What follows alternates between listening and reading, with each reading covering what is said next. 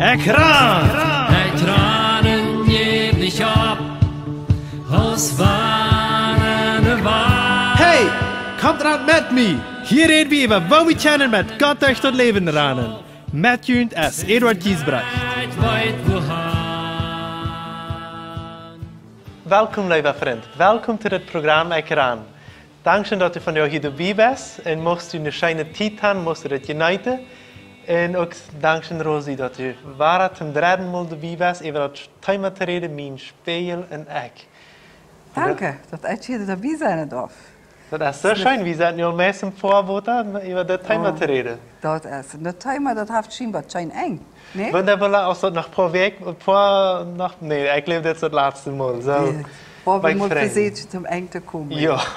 Aber ich möchte dich noch fragen, Edward, wenn wir noch ein paar Filme gedreht oder ein paar Programme gedreht haben, würdest du meinen, dass, wenn wir spielen, das Thema ist, dass wir ans geistliche Leben, ans geestliche Leben auch im Spiel sein würden?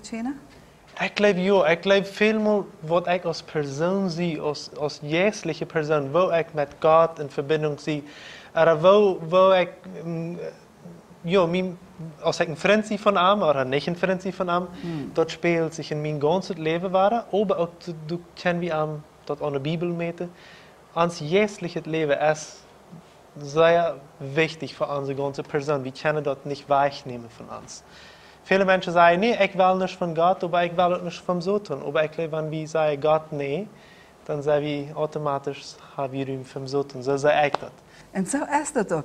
Wenn wir im Spiel chitchen, wo wir gerade seine Chene, was ganz tief in uns Beine ist. Und wenn wir uns in Gott spiegeln, wo wir weiter, dass unsere wichtigste Entscheidung im Leben ist, Jesus in unserem Herzen einzuladen, dass er bei uns ist. Und wenn er in uns Leben kommt, automatisch laden wir auch den Heiligen Geist ein. Wie der Heilige Geist kommt mit ihm mit. Ja? Er wird uns davon wirklich überzeugen. Aber von nun möchten wir wirklich über eine Geschichte reden, die mir all von Schlien ab einmal sehr angeregt hat. Nämlich aus dem Alten Testament.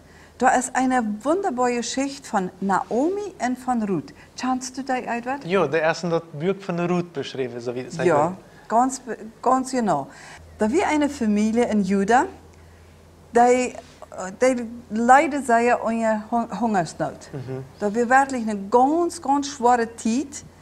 Und dann machen die sich ab, Mutter, Vater und zwei Sehens, und trockene Moab.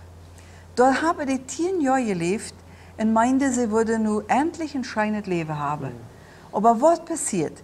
Bei Naomi starb der Mann, also wie ein Vater war, der 2 Sehens hat, und sie musste wieder leben. Diese 2 Sehens, die werden befreit mit 2 Moabiterinnen, 2 Frauen aus Moab. Und was passiert da? Da starben auch noch die Männer, also die Sehens von Naomi. Ein furchtbares Leben, wenn wir an unsere Kinder denken, wie schwer wir das gewesen sind, dort zu tragen. Die Naomi, die sagt uns die Bibel nicht, wo sie dann reagiert hat, aber wir können uns vorstellen, wie traurig diese Frau geworden ist. Und dass es immer mehr und mehr und mehr wird.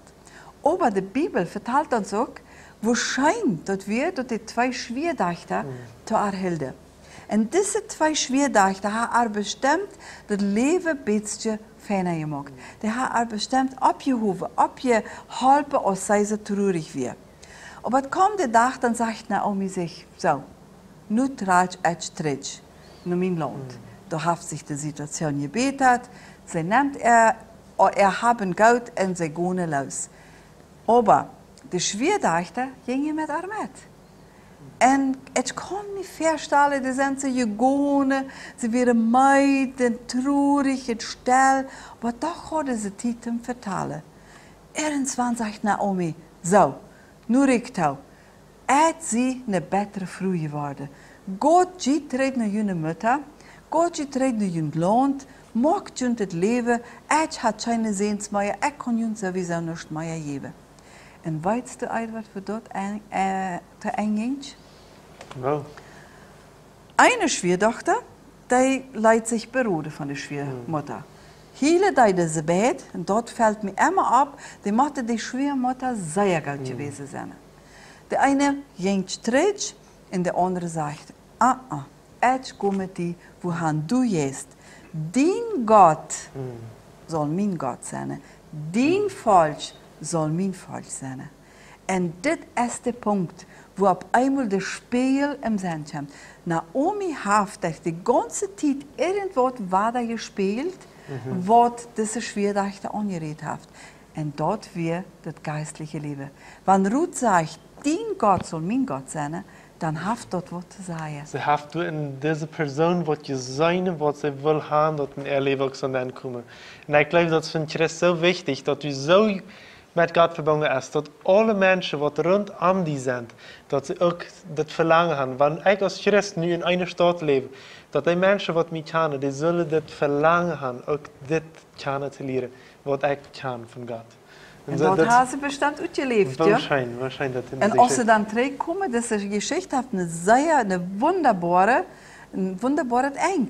Und dort lässt wir uns als Haus abgehen, dass je die Geschichte wieder lesen. Also, lest bitte die Geschichte Ruth, das lohnt sich. Weil diese Ruth, wo dann mit der Schwiegermutter mitging, die ist ja nachher in der ganzen Geschichte, wo Jesus geboren ist. Sie ist ja eine von denen, was in dem Stammbaum Jesus ist. Uw Großmutter ernt von Jesus. Irgendwo dort.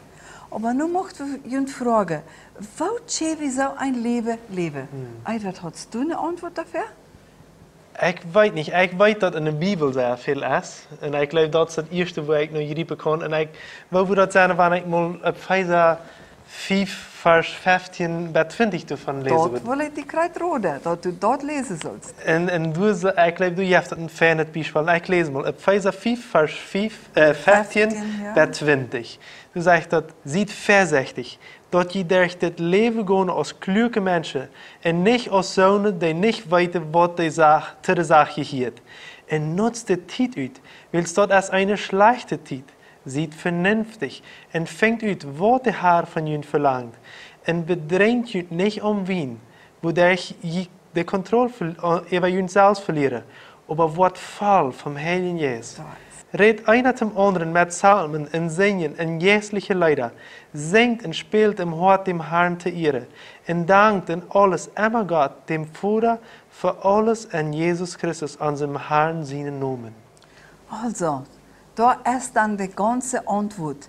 Sieht voll vom Heiligen Jesus, sie voll vom Jesus. Ist das nicht wunderbar? In dem Brief, der redet uns von da an. Wenn das damals geschrieben worden ist, sehen wir von da nicht in andere Tiden. Wir leben doch auch in schwere Tiden, meinst du nicht auch? Ich glaube auch, wir sollen auch vernünftig sein, wir sollen voll vom Heiligen Jesus sein, wir sollen Gott loben mit Leiden, wir sollen am ehren mit alles, was wir tun. Was in 5 Versen geschrieben, wo wir von dir leben können, nicht so? Und ist es nicht wunderbar, dass wir als Geschwister am Haaren taub kommen können? Und was sagt es dort? Wir sollen singen, wir sollen von dem reden, was Gott in uns tut. Manchmal kommen wir taub zu einer Mathe-Stunde, ja, oder wie Terrorei hier, als hier getrunken wird. Und worüber reden wir? Was tun wir in der Zeit? Vielmal bloß Plürieren, das ist schon. Und wir sollen uns jenseits Mut machen, voll des Heiligen Geistes zu werden. Und dort möchten wir abrufen. Aber nun möchten wir auch wieder ein bisschen gehen. Erstens mal geben diese 5 Verse uns so viel Grund, ja, wo wir das dann, oder so viel sagt es uns, wo wir zählen. Aber es gibt noch eine Geschichte. Ich weiß nicht, ob ihr so eine Geschichte mehr aus euch, aber es gibt noch eine Geschichte in der Bibel. Und da redet über Maria. Maria und Martha, das wären die 2 Schwestern. Und das wären große Freunde von unserem Herrn Jesus. Und wer weiß, was die alles miteinander geredet haben, wenn die taub kommen, ja? Die müssen wirklich schöne Zeiten gehabt haben. Aber was mir auffällt, ist, wie früh es mehr viel reden, wie mehr viel vertalen und alles.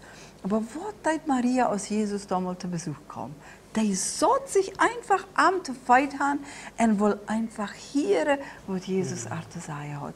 Und dort ist eine von den größten Geheimnissen, um wirklich voll des Geistes zu werden.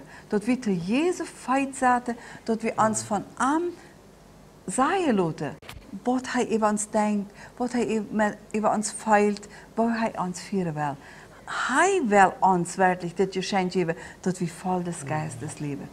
Wow, dat is zo schön te horen, wel wie dat der Geschichte en je zal de andere Geschichte, nu deze Geschichte en der diese Bibelteksten, alles helpt uns, dat wir in jährliches Leben dicht bei Gott führen können. Wo schön. Und dann wir noch das Esther. Das wäre auch noch ein Kapitel für sich. Die Esther, die euert sich schrecklich über die Marie. Dort einfach der Jesus feit sagt, dort wird der überhaupt nicht wichtig. Sie muss doch arbeiten, sie muss doch schaffen. Und so geht es ans Frühes auch vorgehen. Erstens mehr wie viel vertalen, aber zweitens, da weit wie dort wir unsere Arbeit noch kommen müssen. Und dann checkt Jesus Martha an. Als Martha so unzufrieden wie dort die Maria am Feit sagt, dann sagt Jesus, Martha, Martha, Maria hat das beste Teil erlesen. Zij zit hier, zij horcht, zij will dort, was wirklich ewig Leben bringen kann. Und da hat sie die Möglichkeit auch wirklich in diesem zu uniten, voll des Geistes zu werden. Wenn wir uns Leben wirklich im Gebet nehmen, im Wort lesen, im Gemeinschaft haben, so es im Epheser steht, dankbar für alles sein. Und das sind schwere Zeiten, wo wir dann besser durchkommen, wenn wir wirklich voll des Geistes sind.